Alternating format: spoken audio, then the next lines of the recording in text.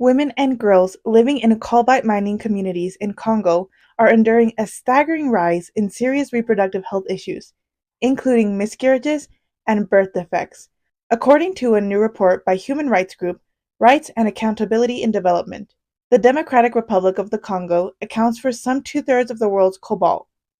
This richness has been more of a curse than a blessing for its community. Cobalt is used to make batteries for several household items. The transition to green energy has driven increased production in cobalt mines over the past decade. This increased production has terribly affected local communities, namely women and children. A link between cobalt mining and birth defects has been raised in a Lancet study from 2020 that found the risk of birth defects greatly increased when a parent worked in a copper or cobalt mine. And women are more likely to come into daily contact with contaminated water than men.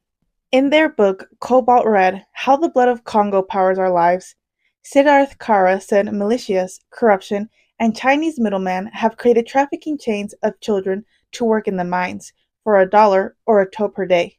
They're the most vulnerable and oftentimes trafficked and exploited, in some cases in very violent circumstances. Moreover, the cobalt hyperproduction has impoverished the community further. Today, about 1 out of 6 people live in extreme poverty in DRC. In Congo, communities rely on fishing and agriculture, but because the water is so polluted, the fishing stocks have diminished and crops grown along the water banks have begun to fail. The 3-decade-long conflict has displaced and impoverished the community, further making affording healthcare impossible for 90% of the population. Less than 10% of the Congolese population has health coverage.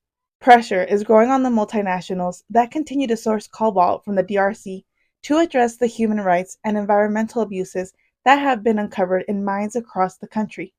Our smartphones, computers, and electric vehicles may be emblems of the modern world, but their rechargeable batteries are frequently powered by cobalt mined by the tragedies of millions of children, women, and men in Congo.